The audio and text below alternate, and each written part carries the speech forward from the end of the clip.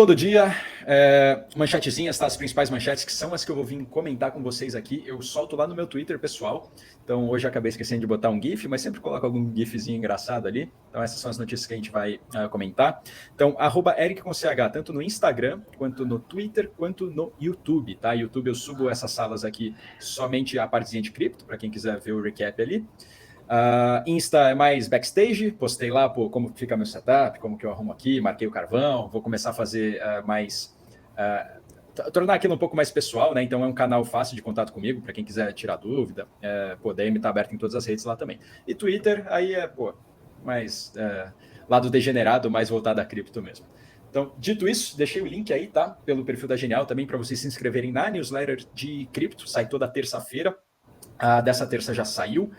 Mandei ontem aqui também, só que via esse link vocês também conseguem entrar no grupo do Telegram. Então, não uso o Twitter, não sei o quê. No grupo do Telegram eu também solto ali um resumo, um pouco mais resumido mesmo. Tipo, eu limito a 4 notícias só que são as notícias que eu acho mais interessantes. Só que ao invés de só soltar o título dela, aí eu dou um resuminho dela ali também, com o link para você entrar na notícia se você se interessar e ver um pouco mais sobre, um pouco mais de profundidade, né, sobre o que se trata.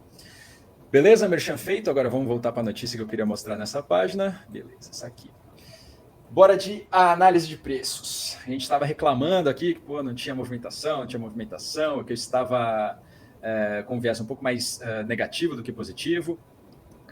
E varamos, tá? A gente varou aqui o suporte de 26.500, que era, começou como uma zona de congestão chatinha ali, mas que a gente achava que tinha uma força um pouco menor do que ela realmente se mostrou tendo. E hoje a gente amanheceu varando essa região. Vamos ver se não vai ser igual aqui 12 de maio, tá? Que a gente chegou a bater lá os 25.800, mas fechamos o dia acima, né? Ainda dentro da região de congestão. Vamos ver o que vai acontecer hoje. Se isso aqui, cara, quando fechar 9 horas, fora dessa região, aí eu acho que a gente vai ter margem aí para realmente amanhã vir buscar facilmente os 25, tá? Porque a gente fica num período de vácuo aqui, dos 26.500 até 25, é meio que terra de ninguém, assim, tipo, não tem sustentação nenhuma. Então a gente deve vir testar ali os 25 novamente. Mas motivos, né? A gente vive aqui de tentar achar razão para as movimentações. O que pode ter acontecido aqui? Esse movimento de baixa, tá? Uma outra curiosidade, né? A gente chegou a bater, né? A gente bateu na média móvel de 50 períodos, né? Serviu como resistência e aí depois devolveu. Mas o que pode ter motivado essa queda, né? O que pode ter mexido com o mercado? Essa queda ela aconteceu durante a madrugada, tá? Foi após o final de hoje, o final de ontem, aliás. Então a queda um pouco mais expressiva foi pela manhã, mas o movimento de queda se iniciou ali para entre 1 e 3 da manhã, que é o horário de negociação lá no Oriente, né? Então na China, que Bitcoin e cripto começaram a apresentar esses sinais de fraqueza. Só que quais são as possíveis explicações? Já venho batendo nessa tecla aqui de duas narrativas principais, tá, do Bitcoin. Vamos isolar cripto e Bitcoin de novo, que eu acho bom fazer essa distinção.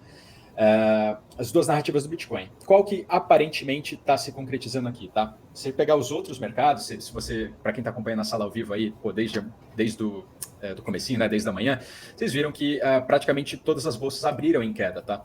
A volatilidade a gente deixa de lado, né? A cripto realmente é um pouquinho mais alta. Mas todas abriram em queda. Então a gente vê que o Bitcoin ele está meio voltando até aquela, hoje, né, no curto prazo, hoje está voltando até aquela correlação mais alta com stocks, né, com as ações. Ou seja, essa narrativa do Bitcoin como ativo de risco é a que está predominando hoje. Só que aí a gente pode brincar com prazos aqui, tá?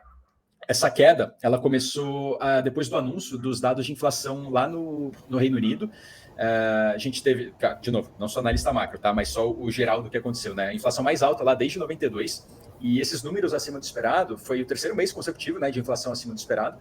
E, cara, você vindo inflação acima, você vai diminuindo as esperanças de que você vai ter essa recuperação econômica acontecendo de uma maneira simples, né? Fácil não vai ser porque não está sendo. Então, isso acaba aumentando a pressão lá que o Banco Central da Inglaterra sobre ele, né? Para que ele volte a aumentar as taxas de juros, para conseguir não é concentrar, não. Caramba. Manejar a taxa de inflação que não cai, né? O vocabulário hoje está ruim.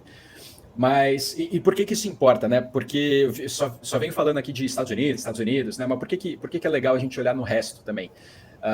Porque os bancos centrais, eles conversam. Então, tipo, isso aqui, somado às últimas falas do Fed, né? Lá já Estados Unidos, dizendo que, não dizendo especificamente, mas dando aquela luz de que se precisar, vamos manter taxas de juros mais altas. Se precisar, vamos sim. Não está descartado mais um aumento. Cara, se soma isso com o que está acontecendo lá no Reino Unido, a gente fica um pouco mais comprado na tese de que, cara, provavelmente a gente vai ver essas taxas trabalhando em patamares altos até o final do ano. Então, aí, o que é a brincadeira de prazos aqui que eu quis trazer, né? Apesar do Bitcoin ter respondido assim, igual às ações, né? De tipo, vamos manter taxas mais altas por mais tempo, para controlar essa inflação que, ninguém consegue controlar pelo jeito, todo mundo tem problema.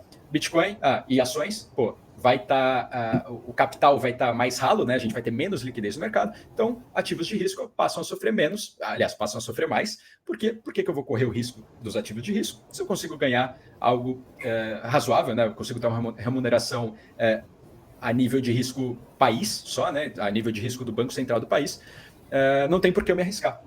Então é por isso que se acaba tendo esse sofrimento um pouco maior. Só que a gente jogar por um prazo um pouquinho maior, deixa eu até trazer notícias aqui para ilustrar. Isso aqui é o que eu expliquei agora, tá? Então o Bitcoin, ele acabou escorregando, né? Ethereum, foi meio que o mercado como um todo, com o release aí dos dados de inflação do Reino Unido. Ok, então o Bitcoin é ativo de risco sofrendo no curto prazo. Só que a gente pega um dado um pouco mais enviesado, logicamente, porque isso aqui é um jornal de cripto, né? Mas é o que eu acredito também, se a gente jogar por um prazo um pouco maior, que foi essa narrativa de safe haven, né? Então, o ativo que eu consigo dormir um pouco mais tranquilo sem ter que me preocupar com uma instituição por trás. Então, beleza, juros estão mais altos, bancos estão pagando mais, o Estado está pagando mais para mim, né, para emprestar dinheiro para ele. Só que até quando isso vai ser razoável para que a economia local do país aguente, né? Vide o que aconteceu com os bancos regionais dos Estados Unidos em março desse ano.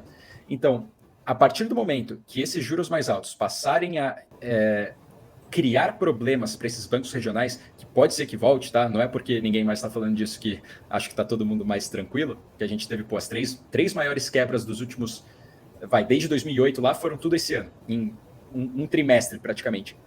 Então, cara, se segurar essas taxas altas até o final do ano, a gente pode voltar a ter problemas com bancos pequenos. E começa com bancos pequenos, não, né, bate na madeira, mas o que impede de alcançar algum banco um pouco maior? E esse é o caso que o Bitcoin ele volta a ganhar aquela tese de ganhar aquela força na tese de ativo antissistema, que foi o que deu o gás para ele vir dos 20 mil até os 31 mil dólares. Isso aqui foi durante todo o período de crise bancária, crise de banco regional nos Estados Unidos. Estamos perdendo essa narrativa, nesse canalzinho de baixo. Porém, beleza, a gente continua perdendo. Bom, mais uma notícia de banco quebrando. Cara, Bitcoin volta a ser safe haven, que é onde você não, mas onde eu, pelo menos, preferiria ter uma grana para não ter que me preocupar tanto, né? Então, trazendo aquela frasinha que já está pronta, estamos num período que eu já acho mais arriscado você não ter absolutamente nada em Bitcoin do que você ter pelo menos um pezinho ali, 1% do seu capital, porque vai que, né? A gente vive num mundo probabilístico, então não significa que é muito pouca chance de que desastres aconteçam, mas elas existem.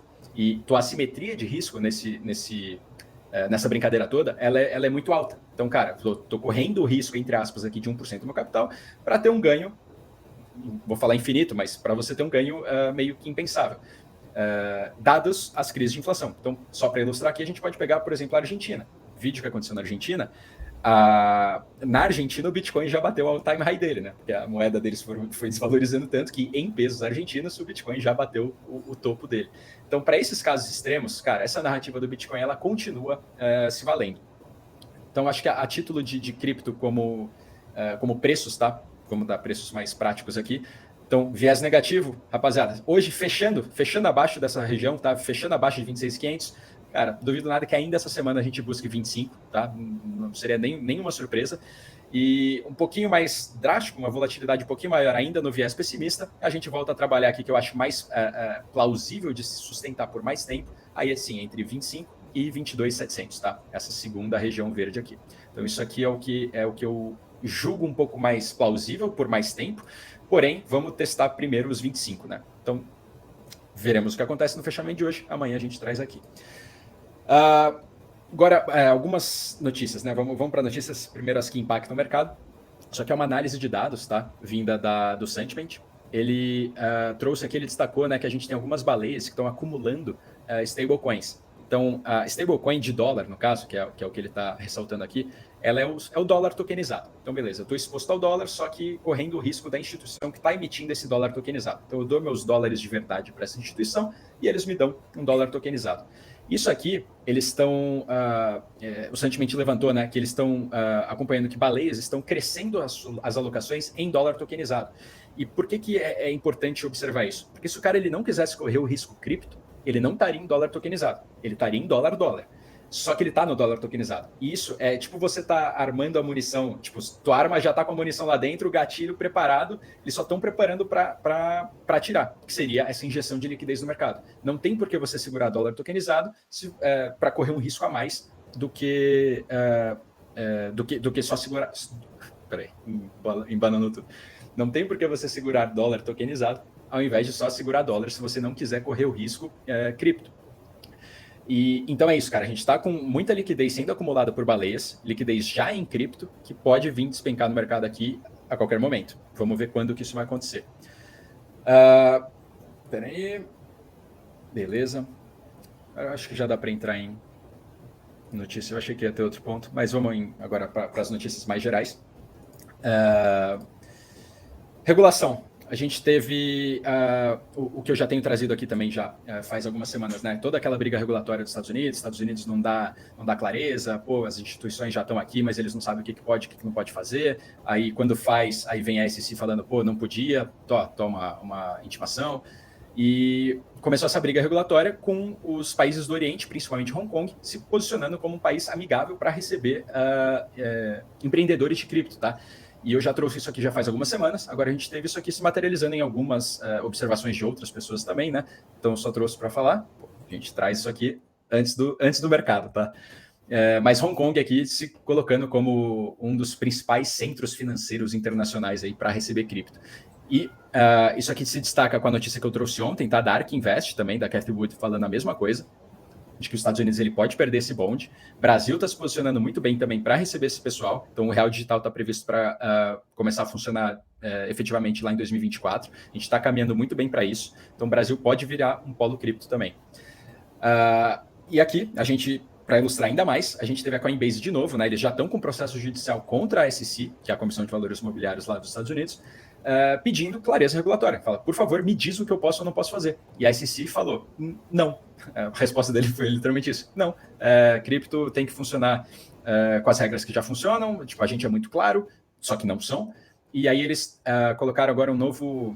Pô, advogados me perdoem, tá? Eu não sei, eu vou falar petição, eu não sei se é petição, tá? Eles já no processo que já está em andamento contra a SEC, a Coinbase colocou mais uma petição, desculpem se não for esse nome, mas eles deram mais uma ali falando, não, a gente não aceita essa resposta, então deram aquela reforçada ali, porque, cara, né, o que custa falar? Só que a gente entra agora em lado de eleição, cara, porque também comentei ontem, né, tipo, cripto vai virar pauta eleitoral, você teve o Kennedy Jr. falando que vai ser o primeiro...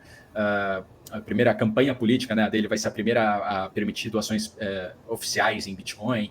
E, cara, essa pauta de liberdade econômica vai começar a apertar muito e eu não duvido que esse problema não seja só da SEC, seja uma pressão um pouco maior a nível parlamentar como um todo, tá? Mas o ponto é, se esperar até a eleição para dar alguma movimentação regulatória um pouco mais clara, Estados Unidos vai perder o bonde. E agora, para contradizer o que eu disse, isso aqui foi um pouco estranho para mim, que a gente teve a primeira empresa cripto mesmo sendo aprovada pela SEC. Isso aqui a gente pode ter duas leituras, tá? Essa Prometheum aqui, ela não seria uma exchange, tá? Ela vai atuar como custodiante, só que é uma custodiante de tudo menos Bitcoin, tá? Eles não podem operar Bitcoin, porque o Bitcoin ele não tem essa incerteza. O Bitcoin já é tido como commodity. Todo o resto que fica a dúvida. E aqui, eles foram aprovados pela SEC para atuar como custodiante, e a gente fala, pô, eles falam, né? A gente pode custodiar praticamente todas as criptos que não se enquadrem como commodity, né? Todas que se enquadrem como valor imobiliário. Aí se falaram quais são as criptos que eles podem trabalhar, né? Para tirar a famosa dúvida do Ethereum. Ethereum é ou não é valor imobiliário? É ou não é commodity? Não falaram. Então, cara, por mais que tenham obtido essa autorização, a grande dúvida que paira no ar é, cara, a Ethereum vai estar aqui ou não vai? E aí, pô, dá para puxar background de processo contra a Ripple, cara, o precedente que isso aqui vai abrir, eu quero ver quando, tá? É bom ficar de olho nesse nome Prometheum. Se vai ter Ethereum ou não ali, porque o background que vai criar, tá? Tanto para os processos que já estão rolando há muitos anos, como o Ripple e tal, quanto esse da Coinbase com a SC, isso aqui vai ser bastante importante. Então, enfim, cara, não sei se a SC tá querendo, aí também tá teoria da conspiração, não sei se a SC tá querendo ter o primeiro ali deles, né, tipo, não, essa aqui é a nossa, né, Coinbase, Gemini, não sei o que, vamos crescer a nossa aqui, enfim, só tô viajando aqui, mas é que é estranho, cara, isso aqui eu li, eu achei muito estranho, não tive não consegui olhar com bons olhos. Agora, uma outra corrida, né, agora do caso da Binance, a gente teve pela Reuters um relatório saindo dizendo que a Binance, né, afirmando que a Binance não faria segregação patrimonial dos fundos de clientes com os da própria empresa. E qual que é o problema disso? Além de ser uma afirmação grave, foi exatamente o que quebrou a FTX, tá? Então, essa questão de segregação patrimonial para empresas cripto entrou muito em voga após a quebra da FTX, porque a FTX ficava brincando com o fundo de cliente ali e a Alameda, que era outra empresa deles, e a Reuters veio afirmando isso da Binance. Eu não coloco minha mão no fogo pela Binance de maneira alguma, tá? Não me surpreenderia se fosse verdade. Não, cara, o cara é muito cheio, ele é muito a Binance é muito zona cinzenta ali, apesar de oferecerem um serviço bom, né? Não posso reclamar do serviço, mas a questão regulatória é estranha. Só que as fontes deles, eles não revelaram, falaram que são ex-insiders, né? As fontes da Reuters aqui são ex-insiders da Binance, e não apresentaram provas, né? Deram a alegação, falaram que tem as provas, mas não deram as provas. A Binance já rebateu falando que é tudo mentira, falando que sabe quem são os insiders, e a Reuters vai ficar envergonhada depois que eles divulgarem isso. Só que por enquanto ficou nessa guerra fria aí, né? Tipo, você é tipo, a palavra de um contra o outro, só que com alegações extremamente pesadas. Então, se a gente voltar para o que aconteceu no mercado após a FTX quebrar, se isso acontecer com a Binance, né, ou se conseguirem provar que a Binance está fazendo a mesma coisa, mesmo que a Binance não quebre, vai ter, cara, esse aqui seria um evento exclusivo a cripto muito relevante, tá? Porra, aí a volatilidade ia pro céu lá, e provavelmente para baixo, tá? Agora, a questão da Ledger também foi o assunto mais comentado da semana passada, foi o nosso tema da newsletter dessa semana. E, cara, dada toda a repercussão com aquela tal da Ledger Recover, que é a forma que eles teriam de atualizar sua Ledger para conseguir oferecer esse serviço de recuperação de senha, não foi nem um pouco bem recebido, eles voltaram atrás. Cara, foi um terror de relações pessoais, tá? Eles se portaram extremamente mal, nossa, cara, o PR deles ali deve ter sofrido muito. Mas voltaram atrás, falaram, tá, essa história toda aqui de uma semana, né, foi uma lição de humildade pra gente, vamos voltar atrás, e agora a gente pretende, quando for lançar esse produto, né, de recuperação de senha, a gente quer que o código seja aberto. Então, qual que é a diferença de código aberto? É que você sabe o que está acontecendo ali. Então, o código sendo aberto, qualquer pessoa pode auditar esse código. E aí você sabe se os caras estão colocando alguma coisa ali que não estão avisando. Então, a principal diferença da Ledger e da Trezor, que são as duas maiores fornecedoras de carteiras frias, né, de hard wallets para cripto, é que a Trezor tem código aberto. Então, apesar da Trezor poder sofrer com o mesmo problema entre aspas, que a Ledger tem, que é tipo, vou subir um software aqui para conseguir extrair a senha das carteiras das pessoas, o código aberto faria com que qualquer pessoa visse que isso realmente subiu para a carteira. Então, você consegue se prevenir. E a Ledger hoje tem código fechado. Então, isso acaba pesando. Mas falaram aqui, não vamos ter essa atualização agora, adiamos e pretendemos abrir o código. Então, cara, o ruim é que a mancha na marca, né, já vai ser difícil de sair, porque uma vez que a piada se instaura ali, você não tira isso da internet mais, mas é bom que eles estão voltando atrás no que não foi nem um pouco bem recebido. E agora, as últimas noticiazinhas um pouco mais internas a cripto.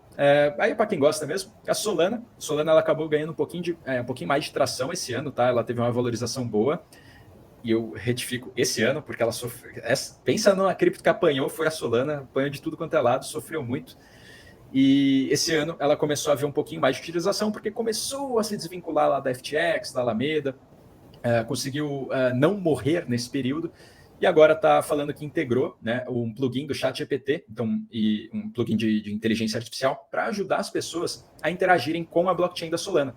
E, além disso, né, estão batendo na tecla mais forte aí de inteligência artificial, que é, vamos lançar um fundo aqui, que eles já tinham, na real, era um fundo de $1 milhão, eles aumentaram para $10 milhões esse fundo para as pessoas que quiserem ir até lá desenvolver tecnologia de inteligência artificial, especificamente para a Solana. Então, eu continuo cautelosamente otimista com a Solana, porque ela acabou sendo uma alternativa agora nesses últimos períodos que tanto o Bitcoin quanto a Ethereum acabaram ficando congestionadas, tá? E vale ficar de olho, tá? Solana, eu tenho um carinho especial por ela, só que, tadinha, a bichinha sofreu. Só que tá respirando por aparelhos aí. Eventualmente tá tirando um aparelhinho ou outro. Esse aqui acho que é um sinal de que, tirou pelo menos o respiro do nariz ali, mas continua de cama. Essa aqui, cara, bem mais interna, não vou entrar em nem um pouco do lado técnico, mas a gente tem a Cosmos integrando um novo padrão de token para que você permita a transferência de NFTs, que são tokens também, tá? Entre blockchains. Então, por que isso aqui é importante, tá? Porque um grande problema do ambiente blockchain cripto, né, Web3 como um todo, é justamente essa comunicação entre cadeias, entre redes, entre blockchains diferentes. Porque isso acaba ficando com muito, pulverização de liquidez que falam, né? Então, por mais que, sei lá, você tem 4 blockchains que somam $1 trilhão, valores aleatórios. Só que esse $1 trilhão está preso entre cada uma delas. E essa segregação de liquidez acaba deixando elas não tão fortes quanto poderiam ser se elas se conversassem. Isso aqui é só um novo padrão, tá? Que vai permitir essa conversa entre blockchains um pouco melhor. E, no fundo, só retrata uma melhora da experiência do usuário, tá? Basicamente isso. Não entra absolutamente nada do padrão técnico aqui, como isso aqui funciona, mas é bom, tá? Isso aqui é bem bacana, vamos torcer para que funcione bem e que, se funcionar bem, provavelmente você vai ter várias chains aí, várias redes implementando esse padrão.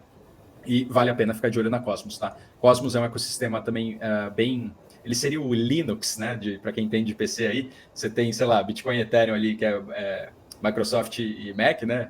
Windows e Mac brigando. A Cosmos seria o Linux ali, que seria o cara mais desenvolvedor, mais cru ali. Então, a Cosmos, ela tem um token. Esse token não captura o valor que ela gera. Então, como investimento, ainda não é um bom investimento. Mas, como tecnologia, vale ficar de olho, tá? Porque qualquer alteração que eles fizerem ali para, beleza, nosso token agora vai ter uma utilidade melhor, pode ser um gatilho para o token deles dar uma disparada legal. E agora, não posso deixar de falar de jogos aí para encerrar também, deixar o Heitorzão assumir, é que, IA a inteligência artificial, né, tá entrando agora na Blizzard, né? Então a Blizzard já anunciou que vai usar ferramentas de inteligência artificial para produção de jogos. E só um exemplo do que isso pode ser possível e como isso pode revolucionar a indústria de jogos. Por exemplo, integrar um chat GPT, por exemplo, nos personagens de um jogo. Então, quem joga um GTA, quem jogou um Red Dead Redemption, ou qualquer jogo de mundo aberto aí que você tem interação entre personagens, e esses personagens eles só têm aquelas falas fixas, né, porque é o que já está programado. Imagina se cada pessoa, quando for jogar um jogo, ela tem uma experiência diferente da outra, porque é uma inteligência artificial que está respondendo. Então, isso aqui, ele abre uma margem para a indústria de jogos muito, muito absurda, tá? E, o jogo é coisa de criança, não sei o quê. É a maior indústria de entretenimento do mundo. Só jogo somado, é maior que cinema, música, TV, tudo junto. E, só para dar números aí, acho que está previsto movimentar até 2028 aí mais de $300 bilhões no ano, tá? Então, cara, não deixem passar, tá? Quem gosta de grana, vale ficar de olho em jogo também. E com isso encerro. Heitorzão, tá contigo. E dali. Boa, meu querido. Boa. Tamo junto, então. Beleza, obrigado pela participação sua. Acabei esquecendo só do chat aqui, ó. Só ver se... Tem duas aí. Uma respondi. Uma respondi por você, mas se você quiser pegar, é a outra. viu. Então, vou dar um salve aqui no Vilton. Então, Vilton, muito obrigado pela pergunta. Se eu tenho Bitcoin em alto posse, tenho sim. E por sinal, eu acabei, ó, só pra falar que eu também sofro na pele. Essa aqui, ó, minha Ledgerzinha. Então, acompanhei de perto esse caso aí da Ledger, porque, fiquei assustado, porque eu uso o produto dos caras. Mas tô tranquilo. Hoje eu já tô bem mais tranquilo. Beleza? Boa. Então, abração, amanhã tamo de volta.